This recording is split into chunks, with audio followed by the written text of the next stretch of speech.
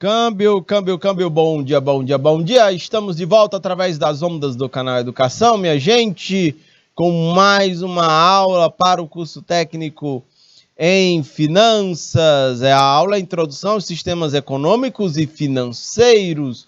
Estou diretamente aqui do estúdio 7, eu, o John, como diretor de imagens, a Juliana como prof assistente. Minha gente, vamos juntos até as 9 horas da manhã, ok? Câmbio. Esse dia, hoje são 6 de setembro do ano de 2022. Estamos às margens, não é do Ipiranga, às margens do feriado de 7 de setembro, tá bom? Opa, tem uma interessante participação aqui no chat do IPTV. Eu tô olhando aqui, Buriti dos Montes, prof ou profa de Buriti dos Montes, diga seu nome aí no chat, porque em Nova Santa Rita a profa é a Manuela, em Landry Salles é a profa Raíssa, em Joaquim Pires é o prof. Chaguinha, que nos acompanha aqui. E em Buriti dos Montes, tem a profa Silvia, de Joaquim Pires, e tem a profa agora, Fabiana Freitas, de Buriti dos Montes. Beleza? A terra do Canyon do Puti. Beleza? Bacana. Ó, deixa eu dizer uma coisa para vocês. Dos cursos técnicos todos que eu dou aula, e são vários aqui, vocês, profs, são os profs que eu já aprendi o nome, viu? Sacam? Do curso de finanças pela manhã. Por conta, porque vocês colocam, vocês vão participando e eu vou associando, vou lendo, vou repetindo, aí eu vou e aprendo. Não os conheço presencialmente, infelizmente, mas pelo menos digitalmente estamos aqui conectados, eu, vocês e as turmas de vocês, beleza?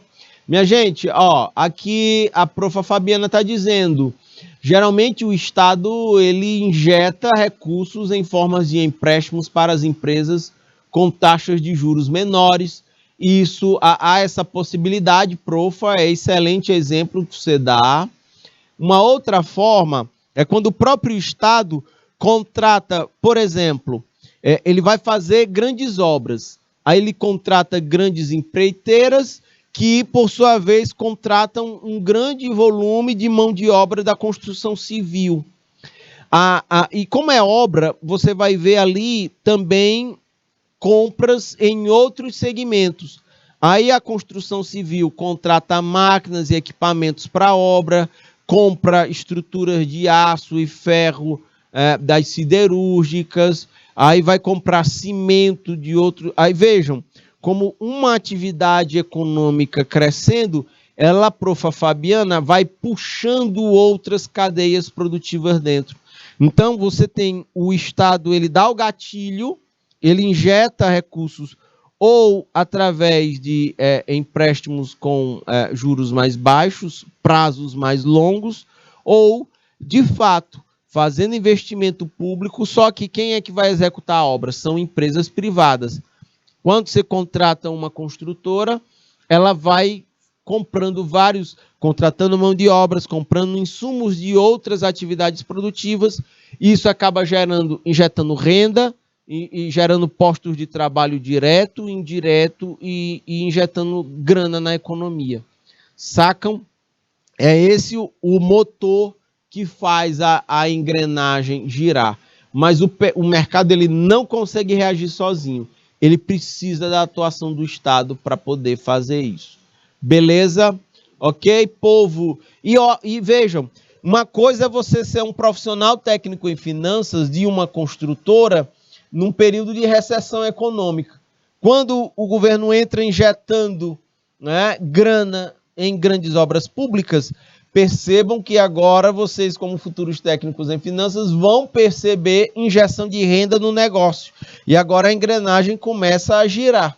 Sacam isso? Olhem como o ciclo econômico ele impacta na realidade micro das empresas. Ok? Tudo bem, minha gente? Câmbio sim ou não? Pode ampliar o slide todo aí na tela, John, por favor. Aqui pelo YouTube eu estou vendo o Jussiel Soares. Bom dia, bom dia. Jussiel, NSR seria Nossa Senhora dos Remédios? Não sei, me tira a dúvida aí, Jussiel, pelo YouTube. Também tem o Irã Cavalcante. Bom dia, minha gente. Oi? Nova Santa Rita, deve ser, né? Eu estava dizendo Nossa Senhora dos Remédios, pode ser Nova Santa Rita. O José pode estar falando de lá. Bacana, beleza, John. O João Antônio Delmiro. Nova Santa, são os dois são os meus alunos, está dizendo a prof. Emanuela. Beleza, o Jussiel e o Irã, não é? São alunos lá de Nova Santa Rita. Beleza, prof. Emanuela. Vamos adiante. Deixa eu calibrar minha canetinha mágica aqui. E vejam só. Minha gente, já que a gente vai estar falando de PIB, inflação e desemprego.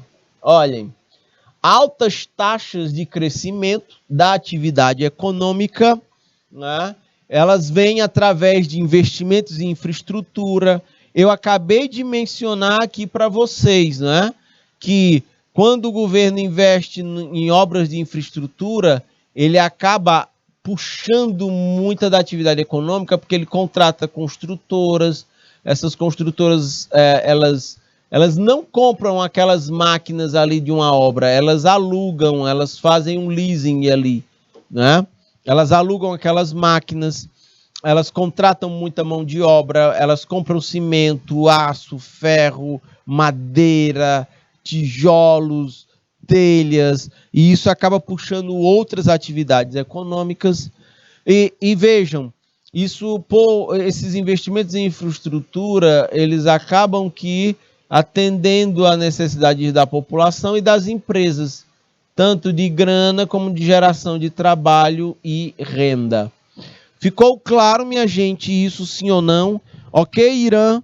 Ok, Jussiel? Câmbio, ficou claro isso? Agora, também essas altas taxas de crescimento, elas geram, deixa eu destacar aqui ele em amarelo, só um minutinho aqui, as altas taxas de crescimento, elas também podem gerar um baixo nível de desemprego. Por quê? Porque, vejam, nós vamos ter no crescimento econômico, nós vamos ter a abertura de novas frentes de trabalho. Eu expliquei para vocês aqui, lá no ciclo econômico, né?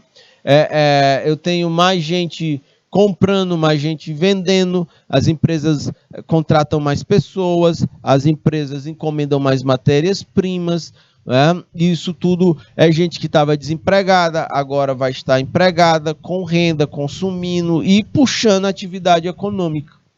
Um outro detalhe, abertura de novas frentes de trabalho, investimentos em diversos setores. Eu mencionei para vocês também. Tem empresas que já existem e aumentam sua atividade, sua estrutura, e tem empresas novas surgindo no mercado. Ok? Também é um outro elemento. Aí o desemprego também baixa. Ok? Um outro ponto é atender ao ingresso no mercado de trabalho. Deixa eu destacar aqui em amarelão. Quando temos crescimento econômico, a gente tem mais oportunidades econômicas para as pessoas ingressarem no mercado de trabalho, como, por exemplo, vocês, meus caros futuros técnicos em finanças. Não adianta a gente ter no país uma mão de obra capacitada se a gente não tiver capacidade de crescimento da economia. Porque é o crescimento da economia que faz com que as empresas estejam estimuladas a abrirem novas vagas no mercado de trabalho.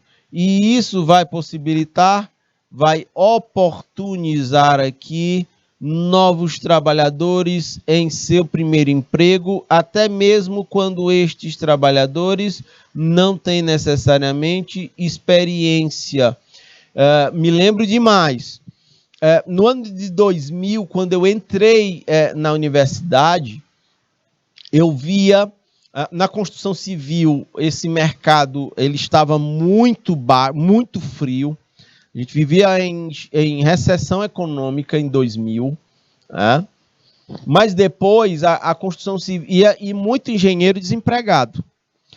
Depois, quando a atividade econômica dá uma esquentada, quando existem grandes obras de infraestrutura e construção de casas, de apartamentos, e as construtoras ali a todo vapor, aí a coisa muda de figura. Chegou um momento, minha gente, volta aqui a imagem para mim, John. Chegou um momento que as construtoras contratavam os estudantes de engenharia antes desse povo se formar. Porque o mercado estava tão aquecido, né? E a demanda estava tão grande que você tinha mais construtora precisando de engenheiro do que engenheiro formado disposto a trabalhar. Então, a galera ela já se formava empregada. Foi um boom muito interessante que houve na construção civil.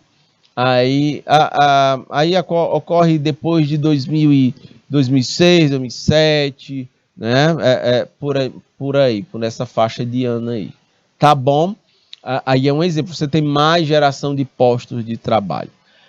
Pode ampliar o slide todo aí na tela, John, por favor.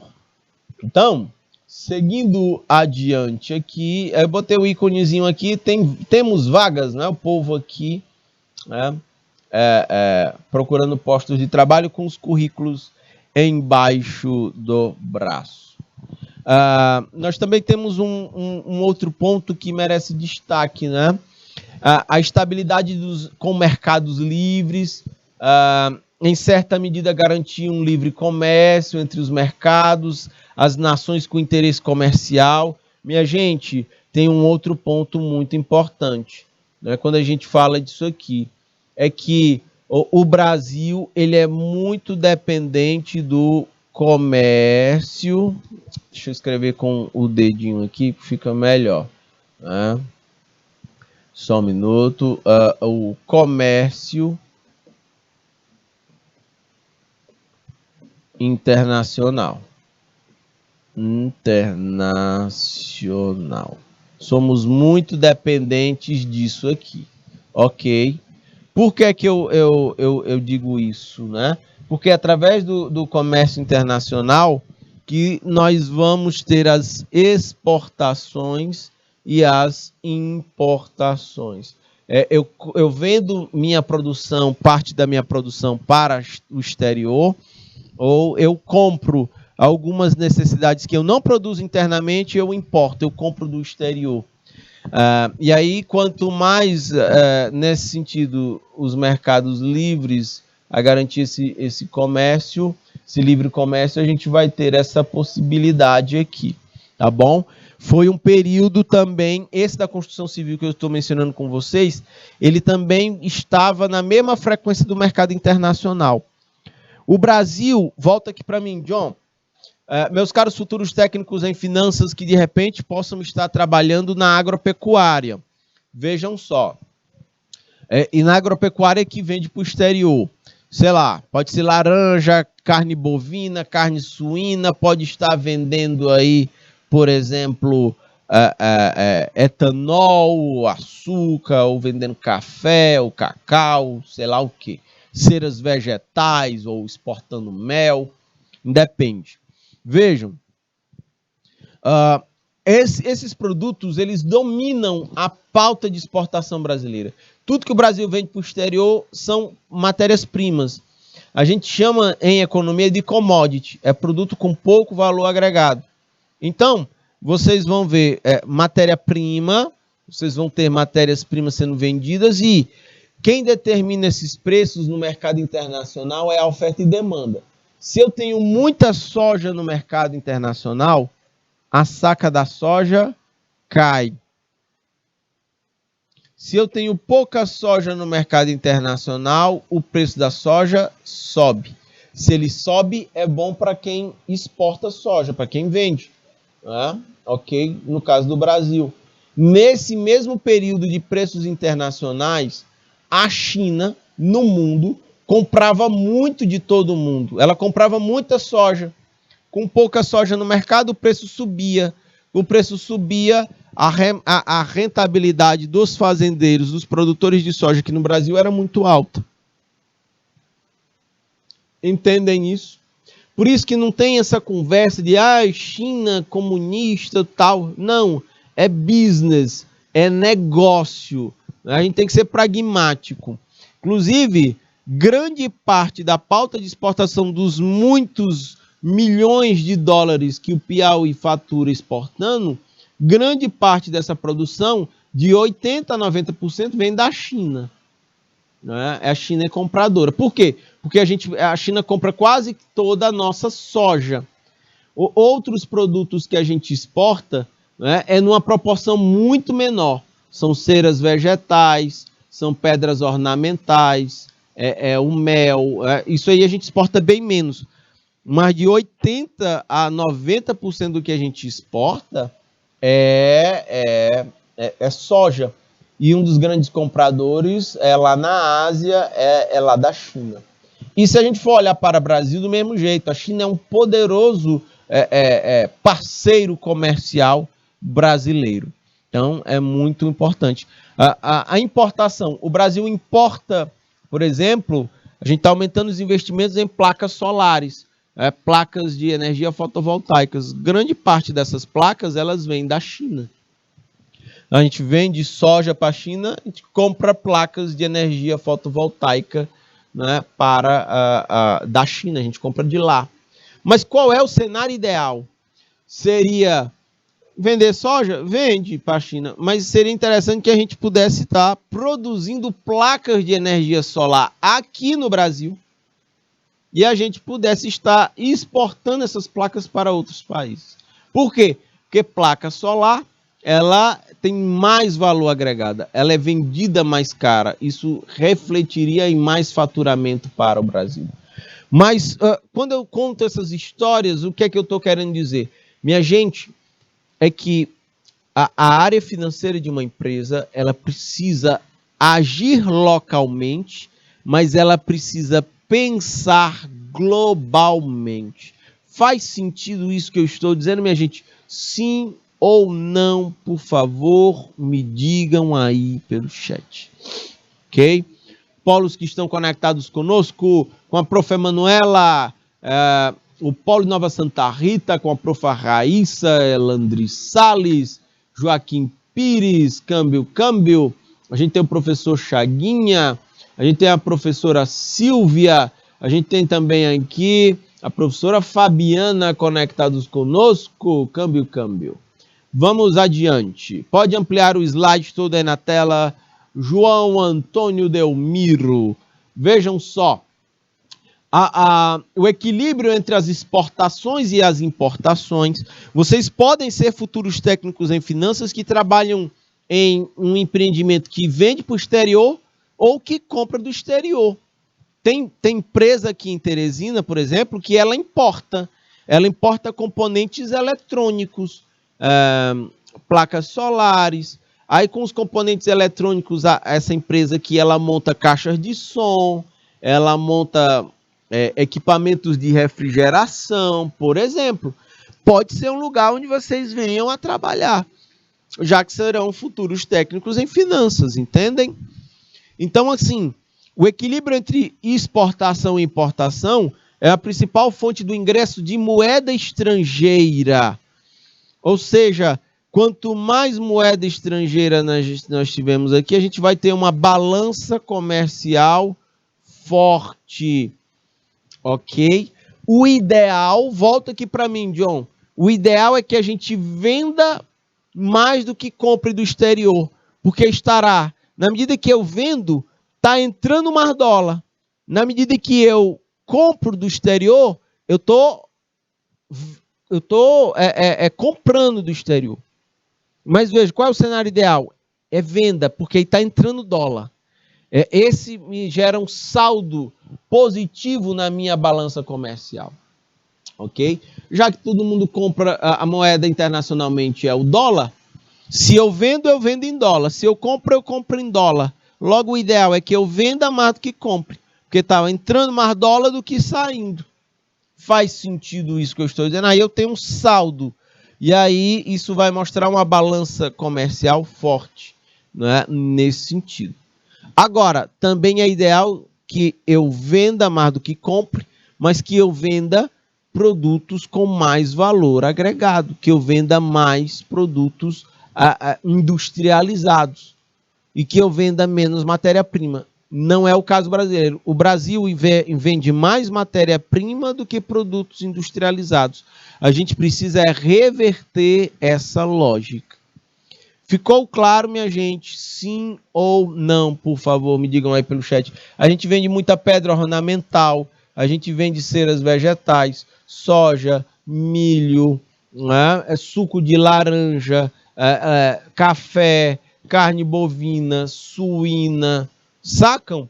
É muita matéria-prima.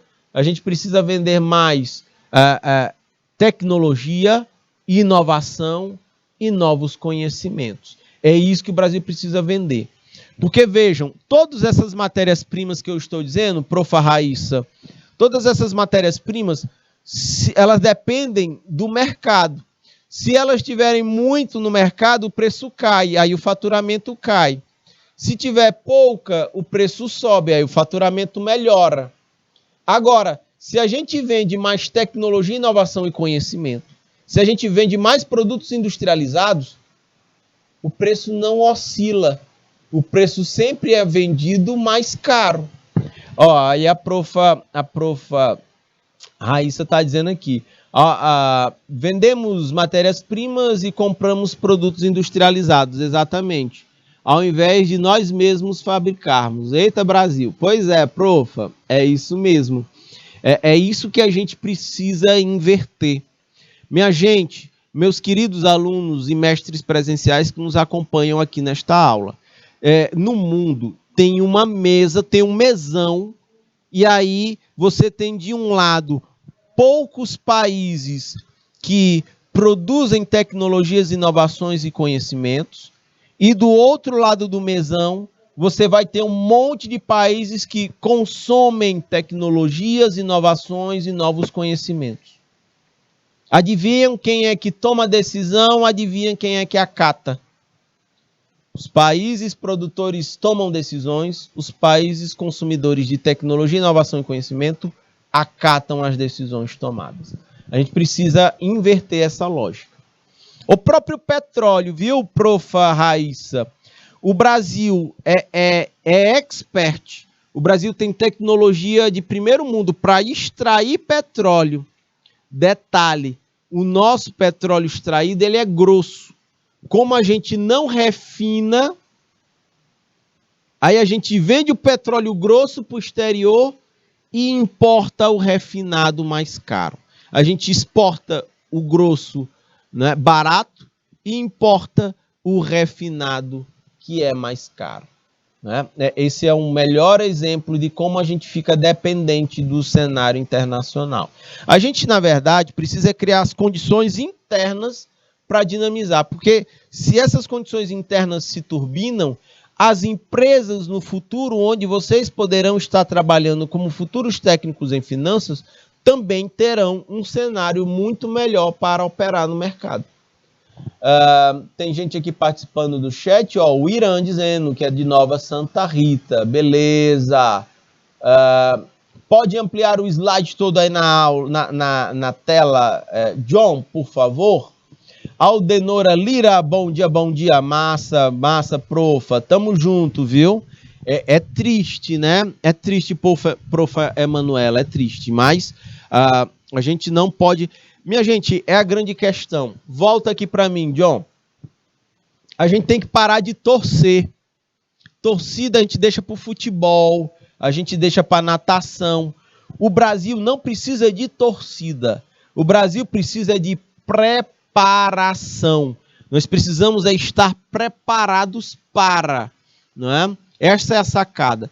Quando vocês estão fazendo ensino médio num turno e no contraturno vocês estão no concomitante fazendo ensino técnico em finanças, vocês estão se preparando. E isso é massa, entendem? Porque quando o cavalo selado passa, ele não quer saber. Ele não quer saber se você está ele não vai parar e esperar você montar, né? Ou você pula para cima e vai embora. E não se enganem, vocês jamais estarão completamente preparados para todas as oportunidades que vão chegar para vocês. Vai chegar a oportunidade que você não estará completamente preparado. E você precisa topar do mesmo jeito. Você precisa ir para cima do mesmo jeito. Entendem? A grande questão é você ter base. É você ter fundamento. Né? É você ter base para pular para cima da sela do cavalo selado que estiver passando. Né? Se você tiver o impulso, ótimo. Né? Aquilo ali é o suficiente para você ir aprendendo ao longo do restante da jornada. Fazer o curso técnico em finanças é você ganhar a possibilidade de pular, de você ter impulso para as oportunidades que se apresentarem para vocês. Vocês vão ter mais impulso do que só um aluno que só tem ensino médio. Sacam? Entre um aluno de ensino médio e um aluno de ensino médio e que também faz técnico em finanças, o salto que vocês podem dar é muito mais alto do que o do outro. Por quê? Porque vocês têm muito mais preparação do que o outro. Faz sentido isso que eu estou dizendo, sim ou não? Então, hashtag fica a dica. Vocês estão no caminho certo. É por aí que a banda toca, tá bom? E não se amedrontem e não tenham medo de oportunidades que se apresentam. Você olha assim, eita, mas eu de repente, rapaz, isso aqui não dá para mim não. Cuidado, né? Não deixem essas oportunidades passarem não, viu? O processo de aprendizagem é para a vida inteira. A gente nunca está preparado completamente para nada na vida, tá bom? Vamos adiante. Pode botar o slide todo aí na tela, John, por favor? Câmbio. Então, minha gente, aqui é um outro ponto interessante que pode fazer parte aí de vocês, futuros técnicos em finanças.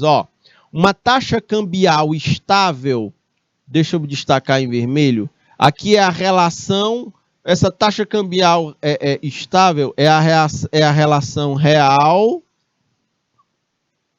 e dólar. Certo? Ela garante uma estabilidade cambial para viabilizar o comércio internacional, para a gente ter lucro no mercado interno sem desvalorizar a nossa moeda. Deixa eu mostrar um dado aqui para vocês. A taxa de câmbio ontem, até a hora que eu vi, ela estava R$ 5,15. Ei, John, dá uma olhadinha no Google aí, quanto é que está a taxa de câmbio, o dólar hoje? Só me dizer, nem precisa compartilhar a tela, não. Quanto é que está o dólar hoje, agora? Ontem eu vi, estava 5,15.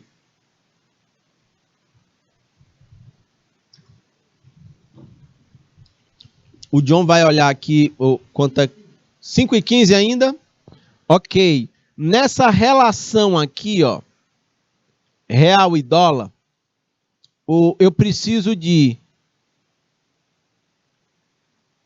R$ 5,15 para comprar $1. Isso aqui é equivalente a $1. Ok? Essa é a taxa cambial de agora. Qual é a taxa cambial ideal para o Brasil? É que esses 5,15, na verdade, eles fossem, eu já disse isso aqui em aulas anteriores, R$ 4,58. Essa é a taxa ideal de câmbio para o Brasil. Deixa eu circular de verde aqui para fazer o contraste. Essa é a taxa ideal, que garante que a gente consegue obter lucro sem ter inflação vinda de fora. Porque perceba, se eu compro placa fotovoltaica de energia solar a 5,15, qualquer coisa que eu faça com essas placas solares aqui dentro do Brasil, elas vão ser mais caras do que se eu comprasse placa solar a 5,58, sacam? Eu tenho muito mais inflação quando eu importo as coisas a 5,15 do que a 4,58. Detalhe, chegando perto da eleição, a tendência é que essa taxa de 5,15 fique mais cara. Pelo menos tem sido assim em todas as eleições brasileiras. Nessa, eu acho que vai ficar mais. Então, talvez o dólar vá bater os 5,50, 5,60, ou mais. Eu estou botando por aí, tá bom? Nesse ano. Vamos aguardar se isso vai fazer sentido ou não, tá bom? Vamos adiante. Minha gente, destaco em amarelo aqui. Olhem só, a renda, ela é a soma de a renda numa economia, ela é a soma de todos os valores pagos aos fatores de produção para obter um produto ou um serviço em um determinado momento. Ela pode ser obtida, a renda aqui, a renda no Brasil é o total de salários, aluguéis, juros, lucros, não é? Pagos em toda a economia. Essa é a renda nacional. São todos os trabalhadores com suas massas salariais. São todos os juros pagos pelos empréstimos e financiamentos que as pessoas e as empresas fazem nos bancos. É todos os aluguéis de casas, apartamentos, de estruturas produtivas, arrendamentos de propriedades rurais que são pagas no Brasil. E também o conjunto de todos os lucros que as empresas operam na economia. Tudo isso aqui é a renda nacional. Ok, renda nacional. Percebam que tudo isso aqui muda muito de acordo com isso aqui, Muda com isso aqui. Se eu tenho crescimento econômico, eu tenho mais juros pagos, eu tenho mais salários sendo pagos, eu tenho mais aluguéis sendo pagos, arrendamentos, eu tenho mais juros sendo pagos. Opa, na recessão, eu tenho menos salários pagos, eu tenho menos juros pagos, porque eu vou ter inadimplência, eu vou ter menos aluguéis sendo pagos, eu vou ter menos lucros das empresas. Entendem? O ciclo econômico, ele sobe ou ele vai baixar a renda nacional. E isso vai ser bom ou vai ser ruim para as empresas. Entendem? Então, um termo importante para o nosso estudo é a renda nacional. É a soma de todas as rendas recebidas, né, durante um ano. Ela é composta por salários, ganhos de juros, recebimentos de aluguéis, só reforçando aqui. Deixa eu destacar aqui em azulzinho. Salários, ganhos de juros, recebimentos de aluguéis, os lucros das empresas, ok? Das empresas privadas, transferências efetuadas pelo governo, tudo isso aqui compõe a renda nacional. Um exemplo que a profa estava falando ali em cima no chat, né? Quando transferências efetuadas pelo governo, para o setor privado, como por exemplo o subsídio. Quando o governo injeta grana no mercado, com juros mais baixos. Olha aí o exemplo que a profa falou lá em cima. Sacam isso, minha gente? Tudo bem? Vamos adiante. Moeda é um outro conceito interessante para a gente falar de PIB, inflação e desemprego. E aí eu destaco em amarelo. A moeda, ela é um meio de pagamento das transações econômicas aceitas pela população. E isso aqui não é novidade. Nós já vimos aqui na disciplina que a moeda ela tem algumas características. Ela é medida de valor. Tudo que eu olho tem um valor monetário. Uma televisão vale, de repente, R$2.000. Eu vou olhar uma bomba como lanche, de repente ela vale R$5. Eu vou olhar uma camisa, de repente ela está valendo R$30. Tudo tem sua medida monetária. Mas uma moeda também é reserva de valor. Você pode pegar a moeda, guardar para ela reservar o valor e você gastá-la no futuro. O problema é que se tiver inflação, esse gasto futuro vai ter um valor mais baixo, sacam? Mas moeda serve para isso. Tem disponibilidade imediata, né? A moeda, através do pagamento feito em moeda, né? Você efetua a transação no momento do pagamento. Aqui, quando você tem moeda disponível, você tem isso aqui, ok? Tá bom? Quando se tem grana, quando se tem grana ali no ato, a gente chama de liquidez. É a compra de moeda, é a compra de bens ou serviços em dinheiro vivo. Sacam? Aí é a disponibilidade de moeda que a pessoa tem. Isso vai variar dependendo da renda. Quanto mais renda eu tenho, mais moeda eu tenho disponível. Quanto menos renda eu tenho, menos grana eu vou ter para fazer os meus negócios. A moeda ela é emitida pelo governo de um país, né? No caso do Brasil, opa, passei demais aqui. A moeda é emitida pelo governo de um país. No Brasil, a moeda é o real. O símbolo é o R cifrão. E ela é emitida pelo Banco Central do Brasil. O salário, como parte da renda nacional.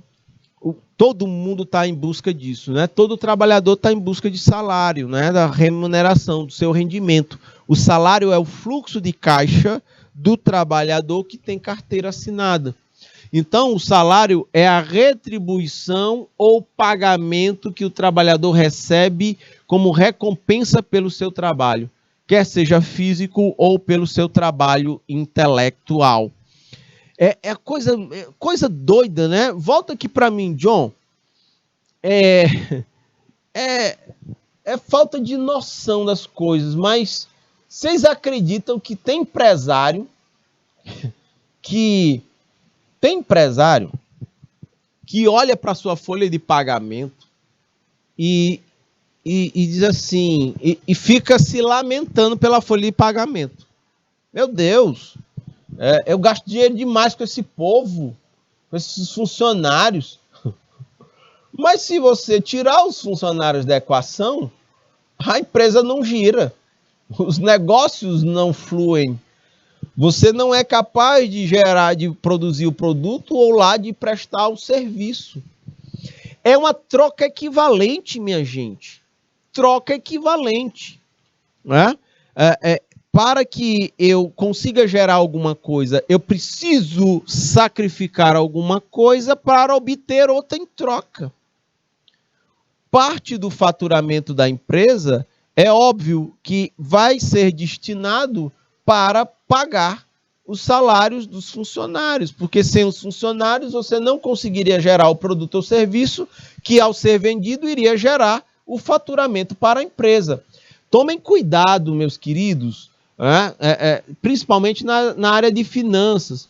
Tomem muito cuidado, porque tem gente que trabalha na área financeira e quer gerir aquilo como se aquela grana, aquele caixa não fosse da empresa, como se fosse dele, profissional da área de finanças, né? E aí a gente começa a ter conflitos. Né? É importante que a gente não confunda as coisas. Somos funcionários, né? Não somos donos da empresa se a gente atua na área financeira. É muito comum haver essa confusão, inclusive na gestão pública. Minha gente, na gestão pública, tem profissionais das áreas de finanças públicas, né, que pensam que o recurso público ele é privado, né? Está equivocado. Não é assim que a banda toca. Tem nas finanças públicas, tem ordenador de despesa, que tem certas despesas que precisam ser feitas, por exemplo, em relação a diárias de funcionários públicos, e o pessoal fica segurando, né, porque pensa que é dele, entende? E é recurso público, sacam? Então, o gestor financeiro precisa ter essa clareza, precisa ter esse desprendimento, tá bom? Pode ampliar o slide todo aí na tela, John, por favor? Então, vejam, na parte do salário entra nessa coisa. 2 conceitos são importantes para a gente entender o salário. Você tem o nominal, ele representa a quantidade de moeda que um trabalhador recebe pelo seu trabalho, é o valor mensal, né? E tem o salário real. Aqui, o real, ele representa o poder de compra das moedas recebidas. Ou seja, se tiver inflação, você tem um salário nominal, mas o salário real compra bem menos do que o salário nominal. Ficou claro? O salário nominal é aquele que eu recebo lá na minha conta bancária. Qual é o salário real? É o que eu compro de supermercado. Por exemplo, você vai no supermercado ou no mercadinho comprar as coisas, a grana que você tem em inflação alta, como a gente tem agora, ela sempre, com a mesma grana, eu boto menos coisas no carrinho do supermercado. Aquilo ali é a grana real, ou seja, ela compra bem menos coisas do que o dinheiro propriamente dito. Entendem? A inflação ela vai comendo o poder de compra. Hoje em dia, o salário real ele está muito mais baixo do que tempos anteriores. Por quê? Porque a inflação. Com a mesma grana, eu tenho comprado cada vez menos coisas. Ok? Vocês querem ver qual é o salário? O DIEESE faz essa medida aqui no Brasil. Volta para mim, John. Aí eu mato a pau com esse exemplo. Para dar conta da inflação brasileira hoje, o salário real no Brasil deveria ser de R$6.000. Para dar conta de uma família com gastos com educação, transporte, alimentação, saúde, moradia, a família precisaria ganhar um salário mínimo de R$6.000. Esse seria o salário mínimo real. Qual é o salário mínimo pago hoje? 1.200 e alguma coisa, ele vai ser reajustado para 1.300, mas até agora é 1.200 e alguma coisa. Detalhe, o salário de 1.200, ele não é o real, ele é o nominal. Porque o salário de R$1.200, ele compra bem menos coisas do que há meses anteriores. 1.212, isso, profa Emanuela. Então, mas a renda média no Brasil já foi calculada na região norte e nordeste. Essa renda média, de verdade, ele cai de 1.200 para cerca de 870 e poucos reais, em média. É o que ele estaria valendo. Ok, minha gente, tudo bem? Pode ampliar o slide todo aí na tela, John, por favor. Muito obrigado, profa Emanuela. Vamos adiante. Os juros é uma outra parte da renda nacional, né? Eu falei dos salários, olha aqui os juros. O juro aqui é a remuneração do capital, né? Que pode ser considerado empréstimos, aplicações financeiras nos bancos comerciais, não é? Então, os juros é tudo que a gente paga quando a gente pega grana emprestada no mercado financeiro. Por exemplo, no Brasil, os juros são muito altos. Né? Você vai para o juro do cheque especial, você vai para o juro do cartão de crédito, você se arrebenta, né? É por isso que o setor bancário é o setor mais rentável que existe na economia brasileira. Independente do ciclo econômico, viu? Se tiver em recessão, pode olhar para o faturamento dos bancos. Está sempre entre os mais altos. Se você olhar no crescimento econômico, não tem problema. Os bancos estarão também tendo entre os faturamentos mais elevados. Aí é uma coisa impressionante. Então, é interessante, né, conhecer essas peculiaridades da história da moeda no Brasil. Por exemplo, o açúcar já foi moeda no Brasil colonial. O real português foi a primeira importante moeda a circular no Brasil.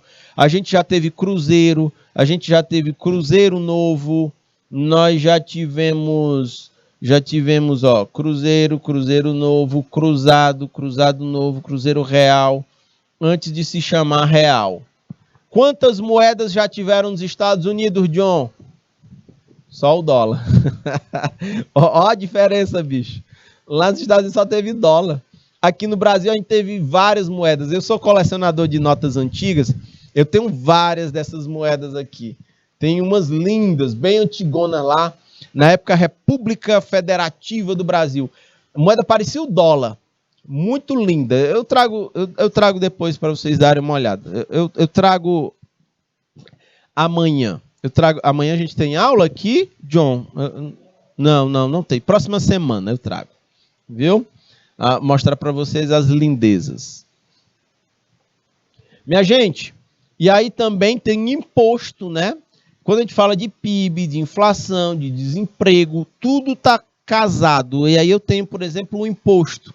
É uma quantidade de grana que uma empresa ou uma pessoa paga o governo de uma cidade, de um estado ou do país, porque existem impostos de competência municipal, o IPTU, tem o imposto de competência estadual, que é o ICMS, tem um imposto de competência federal, como, por exemplo, o IPI, ou o imposto de renda pessoa física ou jurídica, né?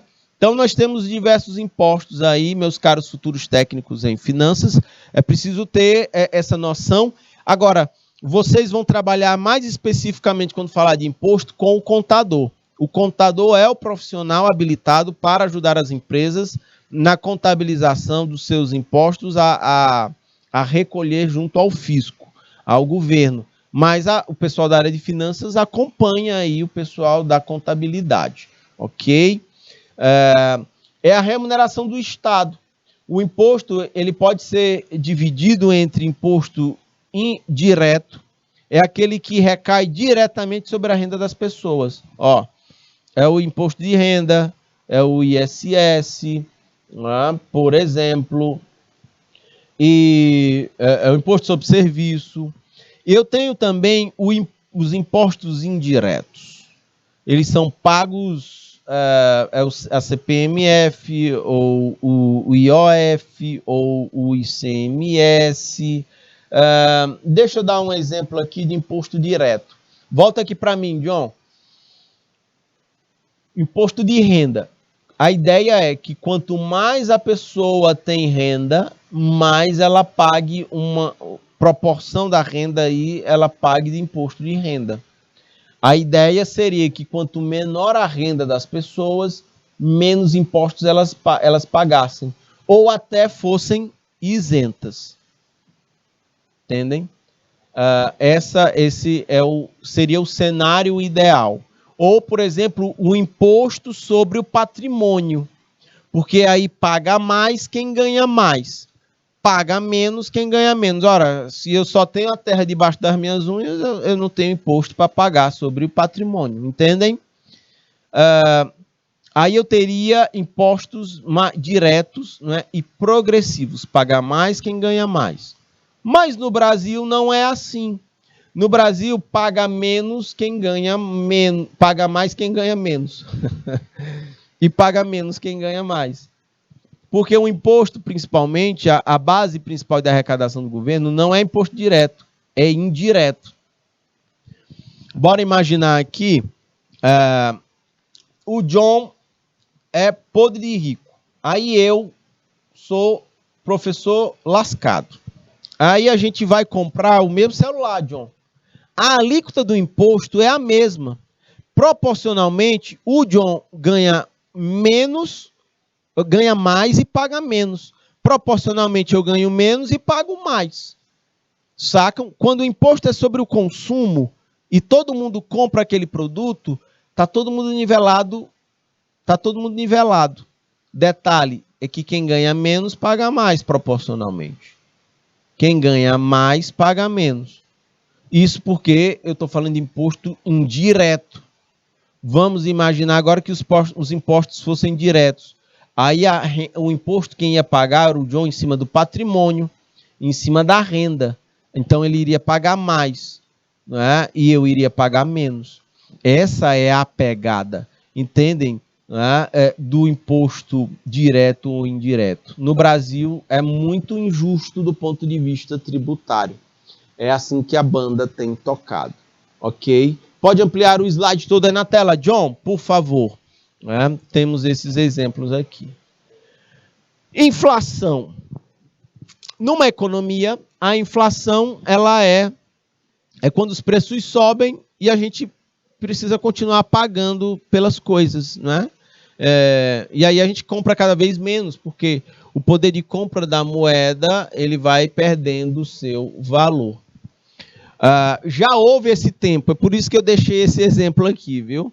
Já houve esse tempo em que você podia encher o tanque do carro com 50 contos, R$50. O detalhe é que ao longo do tempo, né, você vai tendo a mesma nota, ela não é possível com a mesma encher o tanque de combustível. Os R$50 não tem o mesmo valor. John, R$50 a gente bota quantos litros de gasolina hoje? 9 litros de gasolina. Você tá vendo? Antes, R$50 enchia um tanque de gasolina. Quantos litros tem um tanque de carro? 45, 50 litros é um tanque. Você enchia com R$50. Aí hoje, antigamente, né? Aí hoje, com R$50, você bota 9 litros. Isso é inflação. Isso é perda de valor. Então, eu preciso cada vez de mais grana para poder encher o tanque com a mesma quantidade de litros de gasolina. Então, inflação é essa variação no valor da moeda, né? Inflação é uma alta generalizada nos preços das coisas. Ok? Câmbio, vamos adiante. Entre os anos de 1986 e 1994, o Brasil viveu um período, não era de inflação, era de hiperinflação. A taxa de inflação do Brasil ao ano chegou a 2.708% ao ano. Cacetada. Opa, voltar aqui. Só um minuto. Aqui. Cacetada. De acordo com o IPEA. E aí a gente tem alguns índices de medida da inflação. O IPC, o Índice de Preços ao Consumidor. Tem o IPCA, que é o oficial do governo, é um Índice de Preços ao Consumidor amplo, né? O índice de preços por atacado, aí nós temos diversos indicadores que medem a inflação. Beleza? Minha gente, e aí, quando eu falo disso, de economia, de desemprego, de PIB, né, de inflação, aí a economia acaba sendo atingida por um negócio chamado de inadimplência. Geralmente a inadimplência surge em momentos de recessão econômica ou depressão econômica. É o descumprimento de alguma obrigação financeira, de um contrato. É quando não é realizado um pagamento previsto, né, nesse contrato na data lá. Um bom e comum exemplo é quando não é feito o pagamento de uma parcela do empréstimo. Se for, por exemplo, um cartão de crédito, a fatura, ou se a gente atrasa o boleto, né? Aí começam a incidir juros sobre esse atraso, sobre essa inadimplência. A inadimplência, ela literalmente ela é caracterizada a partir de 90 dias. Antes disso é atraso, 90 dias, 3 meses aí contabilizado como inadimplência. Assim como as pessoas, as empresas também podem estar inadimplentes, com fornecedores, com funcionários, com órgãos federais, tipo atraso do pagamento de impostos. Isso tudo é da área, isso tudo passa pela mesa dos profissionais das finanças, minha gente.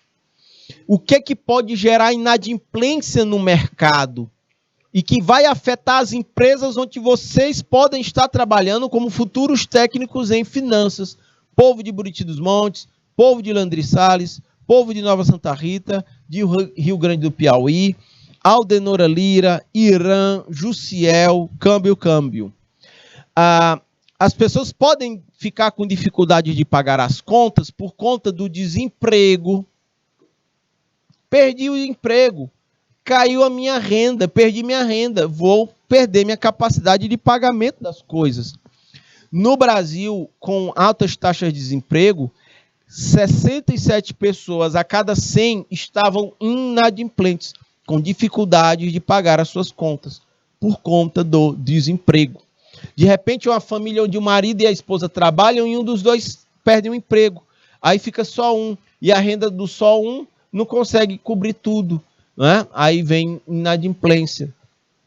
Uma outra razão de inadimplência é salário atrasado, né? Se as empresas estão com dificuldade de fazer caixa por conta de um ciclo de queda no seu faturamento, pode gerar atrasos nos salários e isso pode comprometer aí a capacidade dos funcionários de pagar e honrar com seus compromissos, com suas obrigações. Pode ser também a falta de educação financeira. A pessoa pode ter grana, né, mas ela não tem a mentalidade da educação financeira. Pode ganhar muito. Tá cheio, John, tá cheio de médico rico e devendo muita grana. Médico que ganha, sei lá, 300 mil por mês, tá devendo 5 milhões, 6 milhões, entendem?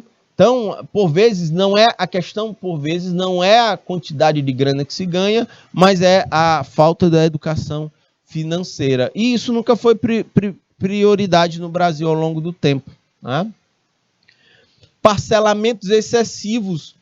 A pessoa acumula vários parcelamentos. É a prestação da casa, a prestação da geladeira, a prestação da televisão, a prestação do carro, a prestação da moto, a prestação do... Aí, quando você acumula tudo... Aí o bicho pesa, né? É a fatura do cartão de crédito, é o cheque especial. Eu tenho 3 cartões de crédito, estou devendo as 3 faturas do cartão. Aí é brita, né? Também pode ser a falta de conhecimento do cliente, né? Também pode gerar inadimplência. Eu quero falar um pouco aqui, né, no Brasil. Na época, né, da pandemia, minha gente, nós chegamos a uma taxa de desemprego no primeiro trimestre de 14,7% de desemprego no Brasil, né, em 2020, ok? A maior taxa de desemprego, e essa série histórica começou a ser medida pelo IBGE em 2012, né? 32 milhões de pessoas eram subutilizadas no mercado de trabalho.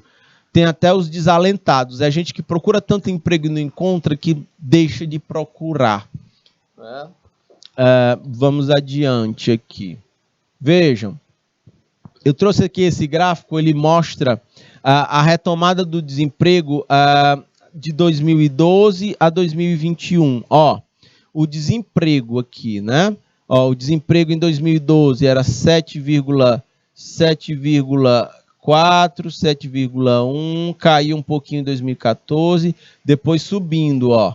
Subiu, caiu um pouquinho, subiu a taxa de desemprego, ok? No Brasil, beleza? E agora já está caindo, estamos agora na faixa dos 9%, beleza? Tudo bem? Então, a melhora na economia, ela precisa melhorar. Se a empresa, se a economia piora, o desemprego aumenta e a inadimplência aumenta. Se a economia melhora, desemprego cai e a inadimplência também cai. Olhando para o relógio, são agora exatamente 9 horas da manhã. John, nós estamos encerrando esta transmissão por aqui por agora. Grande abraço, fiquem com Deus. Tchau, tchau, minha gente.